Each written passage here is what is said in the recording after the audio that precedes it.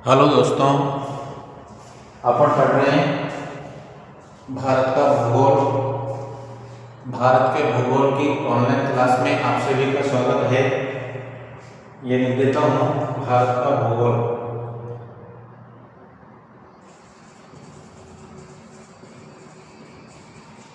Geography of India Bharat का भूगोल है। और भारत का भूगोल रेलवे के लिए, यूपीएससी के लिए और पीसीएस, एसएससी और रेलवे के लिए तो एक तरह से रामबाण है। अपने राजस्थान में third grade, second grade, first grade, grade वगैरह बहुत सारे कंपटीशन है, जिसमें राजस्थान के समान ही भारत का भूगोल से संबंधित क्वेश्चन बनकर के आते हैं। अपने दोस्तों को भी इससे जोड़ते रहें ताकि वे भी इसका लाभ उठा सके। अपन भारत के भूगोल में भौतिक प्रदेश पढ़ रहे हैं। भारत के भौतिक प्रदेशों में अपन ने मानचित्र की सहायता से उत्तर का जो पर्वतीय प्रदेश है, हिमालय प्रदेश जिसको बोलते हैं, उसका अध्ययन कर लिया है।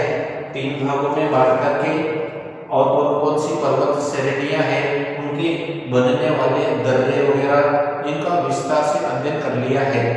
आपने नहीं पढ़ा हो तो पिछली वीडियो देख करके उनको नोट कर लेना। और जो भी आप कमेंट्स में लिखते हैं उन सबको मैं पढ़ता हूँ। उनका इसी प्रकार से ज़्यादा समस्या रहती है कि ये अक्सर आपको दूर से नजर नहीं आते हैं।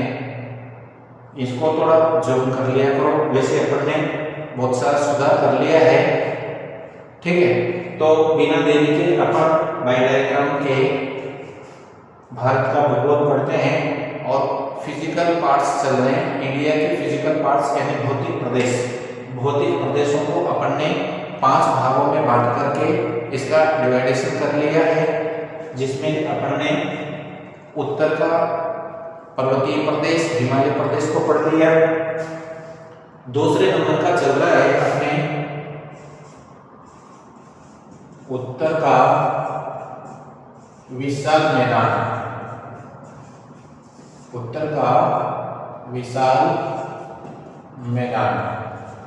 उत्तर का विशाल मैदान को पढ़ने के लिए कल अपन ने 2 भागों में बांट करके इसके बारे में बताया था मैंने कि उत्तर के विशाल मैदान का अध्ययन 2 भागों में बांट करके किया जा सकता है। एक तो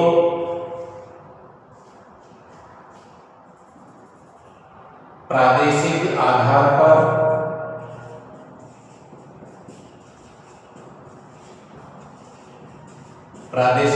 पर इसका वर्गीकरण किया जाए। तो प्रादेशिक आधार पर मैंने 4 भागों में बांट करके और एक एक करके इसका विस्तार से अध्ययन किया था अपन ने। और उससे बनने वाले जो इम्पोर्टेंट क्वेश्चन के फैक्ट हैं उनको समझा रखा है। उनमें से ही क्वेश्चन बन करके किस तरीके से आते हैं वे सब मैंने बता रखा है। इनको पढ़ना है। पिछली वीडियो में है, पिछली क्लास में है। आज चलेगा अपने दूसरा ऊंचा वृक्ष के आधार पर। ऊंचा वृक्ष के आधार पर उत्तर का विशाल मैदान का अध्ययन। ऊंचा वृक्ष किसको बोलते हैं?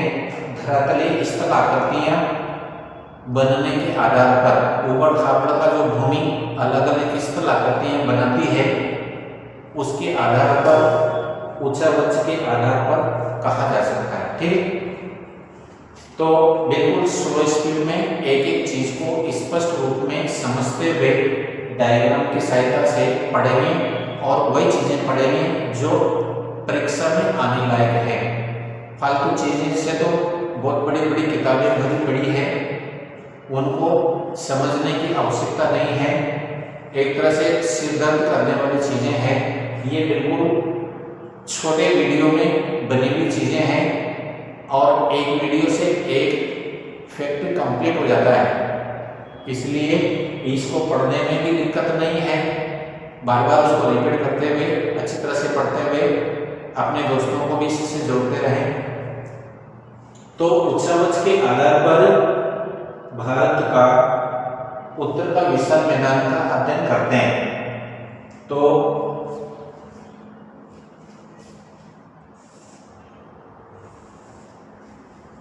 हिमालय प्रदेश के दक्षिण में उत्तर का विशाल मैदान है और इसके निर्माण से संबंधित अपन ने कल चर्चा करी थी कि भूगर्भ शास्त्रियों का इस प्रकार से मानना है, कोई भी भूभाग एकदम ऊपर की ओर उठता है तो उसके जस्ट समीप वाला जो क्षेत्र है वह गर्त के रूप में बन जाता है, गहरा गर्त बन जाता है। और गर्त बन जाता है तो उस हिमालय से निकलने वाली जो नदियां हैं, जैसे मान लो ये भूभाग है, अब इस भूभाग से कोई भी एकदम इस प्रकार से स्थलाकृति बन जाती है तो इसका जो ऊपर उठा हुआ भाग है, ये वाला भाग है, वह भी इस प्रकार से गर्त बन जाता है। अब यहाँ से निकलने वाली जो नदियां हैं वो सबसे पहले इसी गर्त वाले भाग में अपना तलछट जमा करेगी और तलछट जमा करने से यहाँ पर एक समतल मैदान का विकास हो जाता है। इस समतल मैदान की बात करेंगे। इस समतल मैदान का अध्ययन एक तो अपन ने प्रादेशिक आधार पर कर लिया और दूसरा आज उच्चावच के आधार पर करेंगे। तो यहाँ पर इन नदियों के द्वारा जमा करने से जो विभिन्न प्रकार की स्थल आकृतियां बनती है उसके आधार पर इस समतल मैदान में क्या विशेषता मिलती है, इससे संबंधित क्वेश्चन बनकर के आ जाते हैं। प्रत्येक स्थल आकृति का नाम अलग अलग है और उनके नाम से क्वेश्चन बनकर के आते हैं। ठीक है, तो चलते हैं। उच्चावच के आधार पर इसका अध्ययन करें तो देखिए, ध्यान देने की बात है कि सबसे पहले नदियां तीव्र ढाल वाले क्षेत्रों से, यानी पहाड़ी क्षेत्रों के तीव्र ढाल वाले क्षेत्रों से जो ही तीव्र गति से बहती है तो अपने साथ में बड़े बड़े चट्टानी टुकड़ों को अपने साथ में लेकर के चलती है और लेकर के चलने पर यहाँ जैसे यहाँ टकराते हैं, यहाँ टकराने के बाद में धरातल समतल हो जाता है और समतल धरातल पर नदियाँ मंद गति से बहना प्रारंभ कर देती है। अब मंद गति से बहने के कारण इनमें प्रवाह शक्ति नहीं होती है। तीव्र गति से बहने के कारण तो इसमें प्रवाह शक्ति थी, इसलिए बड़े बड़े चट्टानी टुकड़ों को भी तीव्र गति से आगे की ओर बढ़ाने की शक्ति रखती है। और जैसे ही ये यहाँ से समतल मैदान में प्रवेश करती है उनमें प्रवाह शक्ति कम हो जाती है और उन बड़े चट्टानी टुकड़ों को आगे बढ़ाने की शक्ति नहीं होती है, तो क्या करने लग जाती है, जमा करने लग जाती है। इस जमा करने की प्रक्रिया को निक्षेप क्रिया के नाम से जाना जाता है। ठीक है, तो निक्षेप करना प्रारंभ कर देती है और ये पर्वत का उठा हुआ भाग जहां से समतल मैदान से जुड़ता है, ये वाला क्षेत्र, इस क्षेत्र को क्या कहा जाता है, पर्वतपाद। पर्वतपाद क्षेत्र कहा जाता है। पर्वतपाद पाद का मतलब पैर, पर्वतों का पैर, पैर वाला जो क्षेत्र है नीचे धरातल से जुड़ा हुआ भाग पर्वतपाद के नाम से जाना जाता है। ठीक है, चलो आगे की ओर। अब ये समतल मैदान में जो ही प्रवेश करती है नदियां, तो अपने भारत में हिमालय से निकल करके जो ही समतल मैदान में प्रवेश करती है तो यहाँ पर अपने साथ में लाए हुए कंकड़ पत्थर के जो टुकड़े हैं उनको जमा करने से विभिन्न प्रकार की अलग अलग आकृतियों में स्थल आकृतियां बना लेती है। उनके नाम से इस उच्चावच की उच्चावच की विशेषता है उनसे संबंधित क्वेश्चन बनकर के आते हैं। तो पहला उच्चावच है भावर। भावर क्या है? दूसरा है तराई।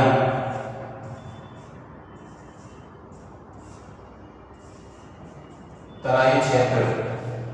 तीसरा है खादर और चौथा है बागर। बागर और पांचवा है डेल्टा। तो ये उच्चावच के आधार पर समतल मैदान में नदियों के द्वारा जमा करने से बनने वाली स्थल आकृतियां हैं। इन स्थल आकृतियों के बारे में क्वेश्चन पूछ करके आ जाता है कि भारत में हिमालय से निकलने वाली नदियां समतल मैदान में बनाने वाली स्थल आकृतियों के रूप में किस प्रकार से बनाती हुई बनती है। ठीक है, तो मैं डायग्राम बना देता हूं, तो इसके आधार पर अपन चलेंगे।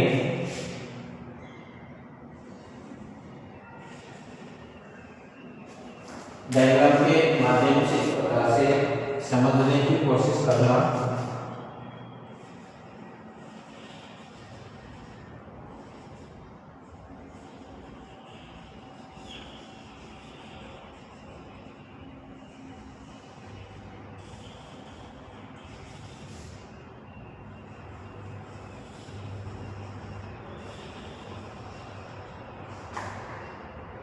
जैसे ये अपने भारत का मैप है और ये हिमालय प्रदेश है, जो कि अपन ने पिछली क्लास में 3 भागों में बांट करके अध्ययन कर लिया है।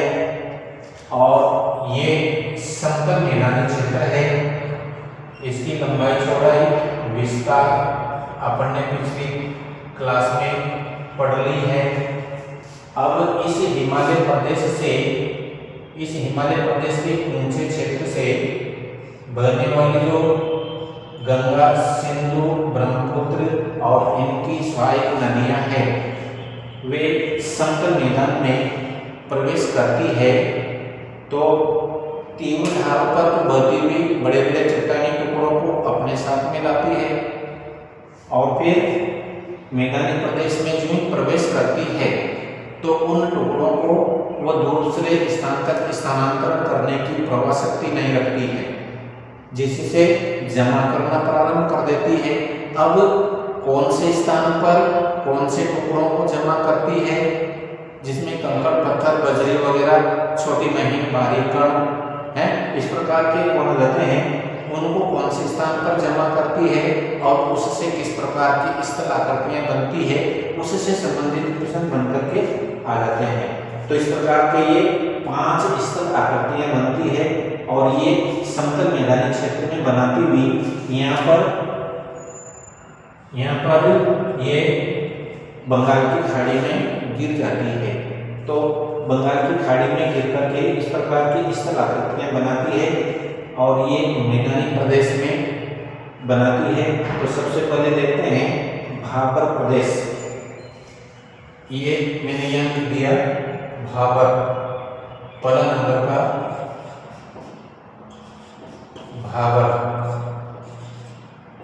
भाबर जो स्थल आकृति है वह हिमालय से निकलने वाली जो नदियां हैं वह प्रथम बार ज्यों ही समतल मैदान में प्रवेश करती है, उस स्थान को पर्वतपाद के नाम से जाना जाता है। उस पर्वतपाद पर बड़े बड़े चट्टानी टुकड़ों को ढेर के रूप में जमा कर देती है और उन ढेर का विस्तार इस पहाड़ी क्षेत्र के समीप लगभग 8 से 16 किलोमीटर तक का क्षेत्र बन जाता है और बड़े बड़े चट्टानी टुकड़ों का ढेर बन जाते हैं।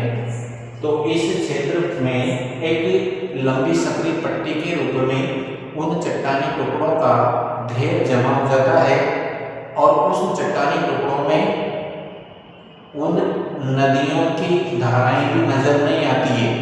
वे धाराएं उन चट्टानी टुकड़ों के आंतरिक भाग से प्रवाह करने लग जाती है। तो कुछ समय तक तो वह नदियां लुप्त रूप में बहती है, अदृश्य रूप में बहती है। ऐसे चट्टानी टुकड़ों से बनने वाली जो स्थल आकृति है उसको भाबर प्रदेश के रूप में जाना जाता है। यहाँ लिख देता हूं,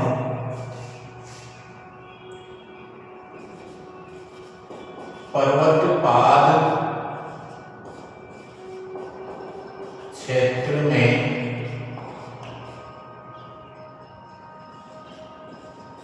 नदियों द्वारा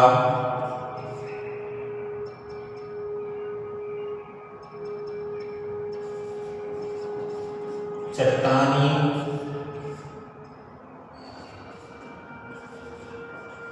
टुकड़ों के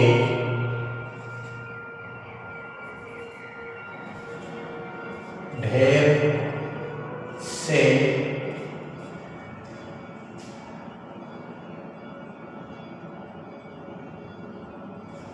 बनी स्थल आकृति है। ठीक है, चट्टानी टुकड़ों के ढेर से बनी हुई स्थल आकृति है। दूसरी विशेषता इसकी क्या है, इसमें नदियां अदृश्य हो जाती है। तीसरी विशेषता क्या है, भारत में यह कौन, भाबर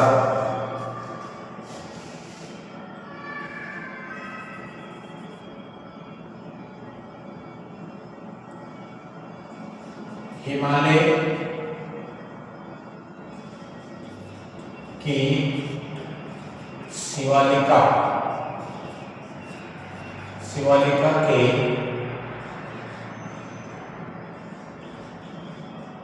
सहारे 5 से यानी 8 से 16 किलोमीटर की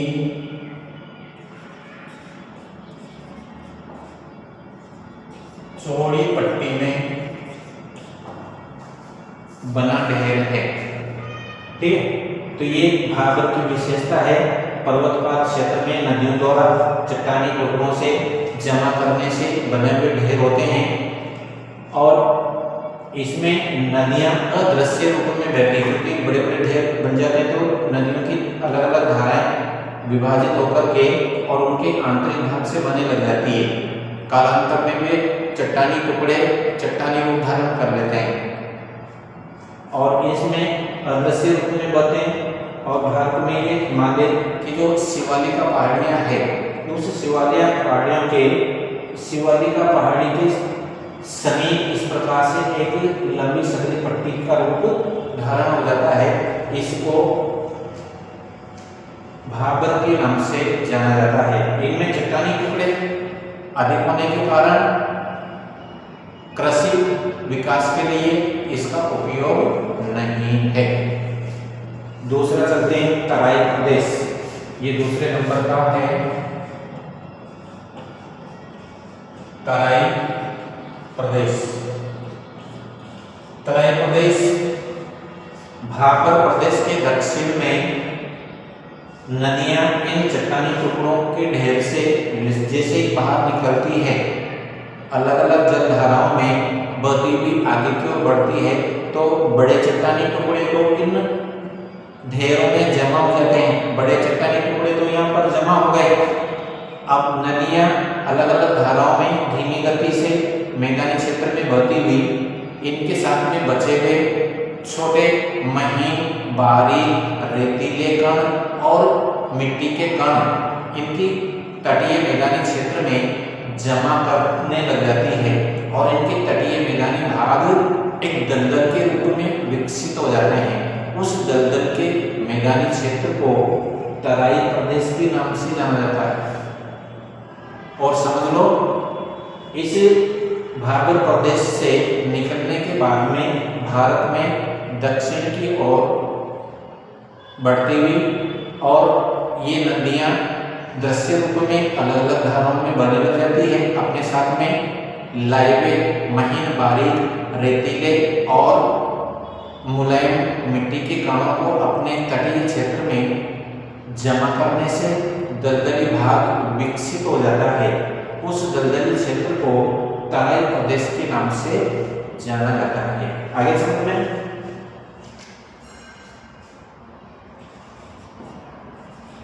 भाबर के दक्षिण में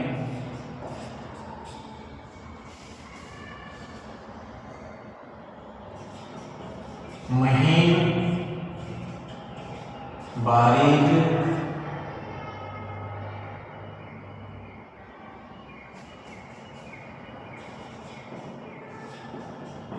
कणों व मिट्टी के कणों को जमा करने से बने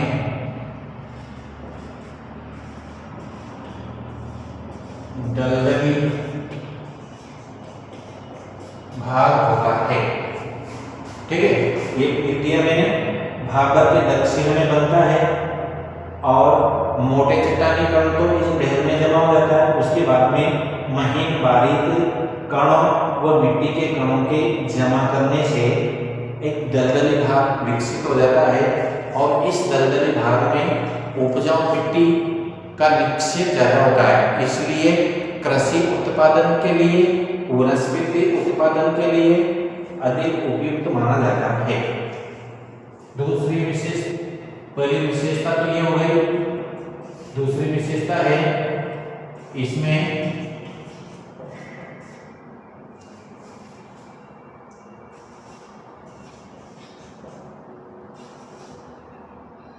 उपजाऊ मिट्टी का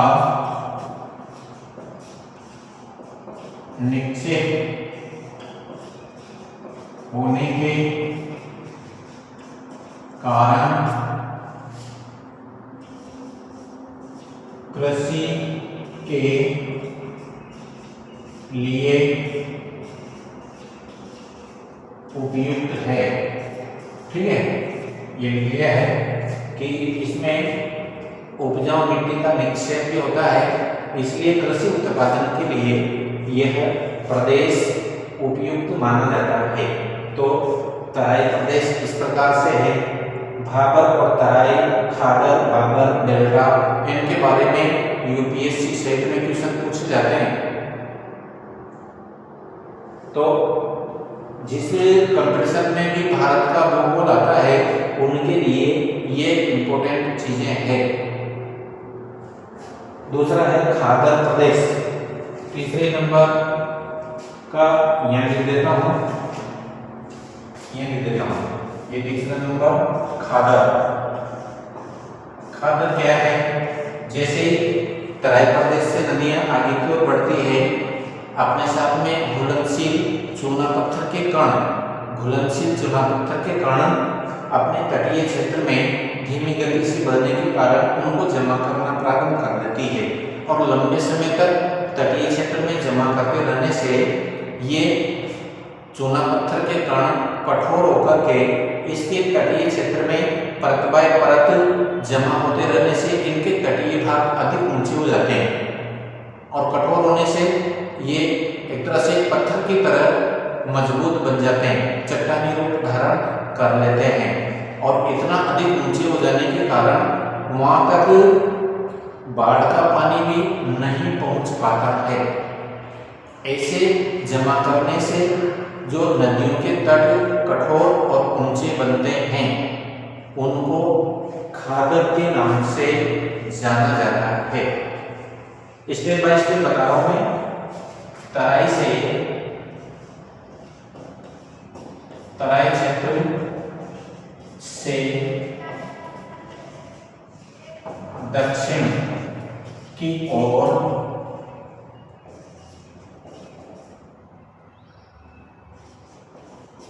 नदियों द्वारा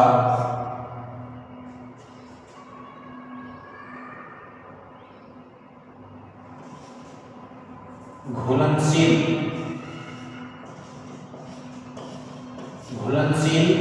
महीन बारीक कण प्रतिवर्ष निरंतर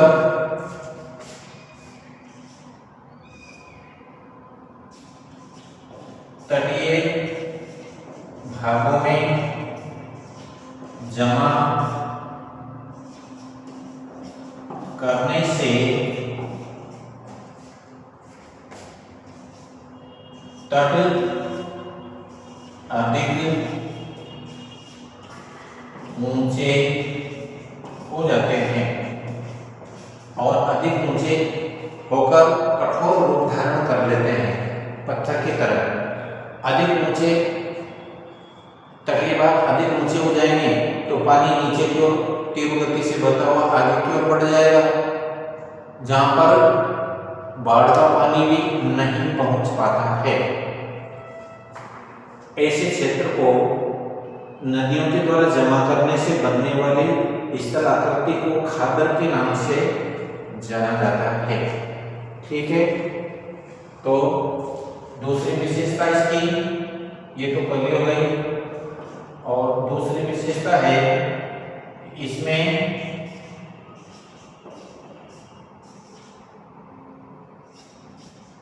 चूना पत्थर की मात्रा होती है। चूना पत्थर की मात्रा होती है, इसलिए ये कठोर चट्टानी रूप धारण कर लेता है। ठीक है, और चौथे नंबर का पढ़ते हैं अपन बागर। ये चौथे नंबर का है बागर। बागर जो प्रदेश है ये बिल्कुल मैदानी क्षेत्रों में जमा करने से बनने वाली स्थल आकृति है, और नदियां जब इस खादर प्रदेश से नीचे की ओर उतरती है, वहां पर मैदान समतल होने के कारण बिल्कुल धीमी गति से प्रवाह करने लगती है, और बाढ़ के समय थोड़ा सा भी पानी अधिक आ जाता है तो इनके तटीय भाग जलमग्न हो जाते हैं और बाढ़ आ जाती है और चारों तरफ से फैल करके बहने लग जाता है। और इस जल में जो महीन बारीक मिट्टी के कण घुलनशील रूप में रहते हैं, वे समतल मैदान पर जमा होते रहते हैं। प्रतिवर्ष एक नवीन परत का निर्माण हो जाता है। तो उस प्रकार से प्रतिवर्ष बाढ़ के समय नवीन परत के रूप में जमा होता है, उससे जो बनने वाली स्थल आकृति है उसको बागर के नाम से जाना जाता है। निचले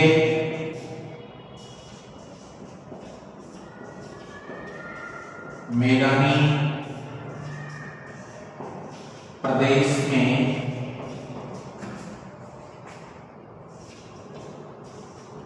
बाढ़ के समय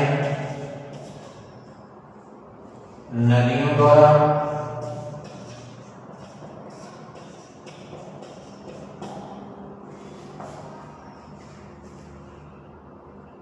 प्रतिवर्ष नवीन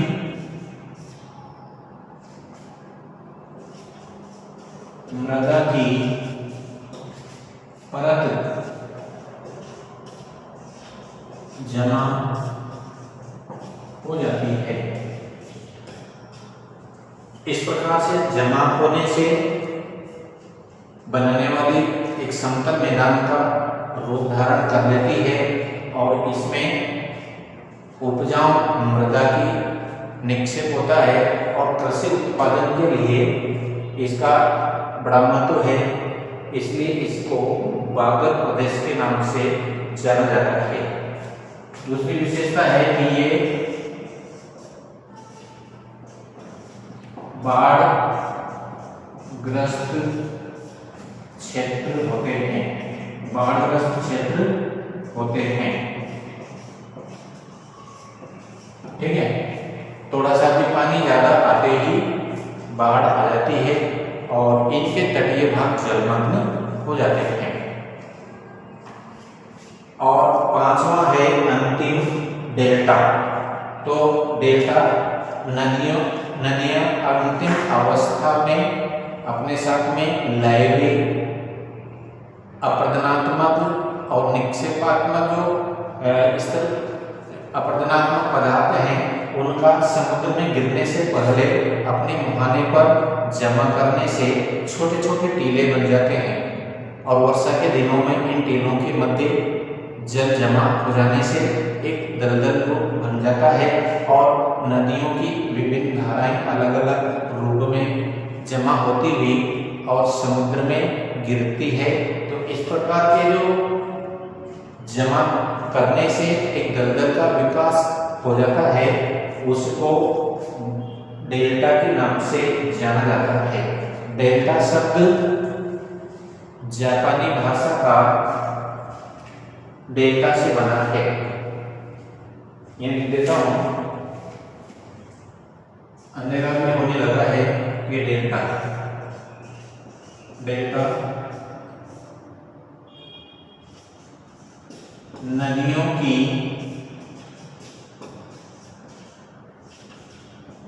अंतिम अवस्था से बनता है। ठीक है, और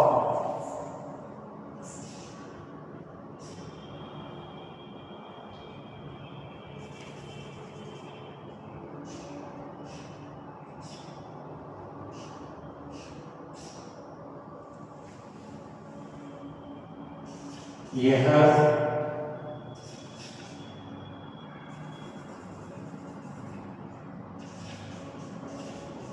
जापानी भाषा का है। और विशेषताएं लिख देता हूं डेल्टा का।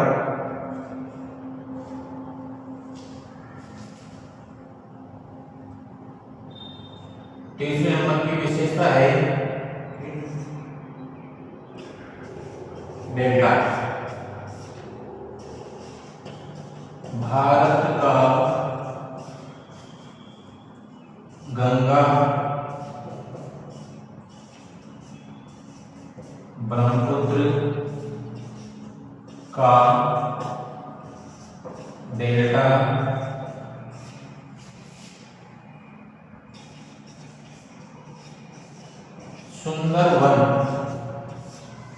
सुंदरवन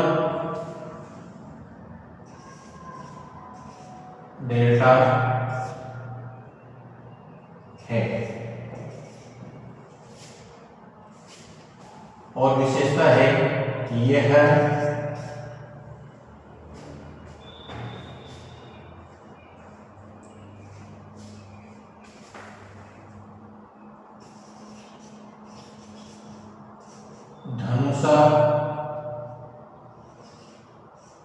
धनुषाकार आकृति का है। और अगली विशेषता है यह विश्व का सबसे बड़ा। ठीक है, तो अंतिम अवस्था में जब नदियां यहां से समुद्र में गिरती है वहाँ पर ये डेल्टा बनता है और अपने साथ में लाए हुए चट्टानी टुकड़ों को जमा करते रहने से दलदली भूभाग के रूप में एक त्रिकोणाकार ढेर बनाती हुई और अंतिम अवस्था में नदियां समुद्र में गिर जाती है, अलग अलग धरनों के रूप में बनती है। और बांग्लादेश, ये पश्चिमी बंगाल, उड़ीसा आदि क्षेत्र में इसका विस्तार है और विश्व का सबसे बड़ा डेल्टा है और धनुषाकार आकृति में इसका विस्तार है।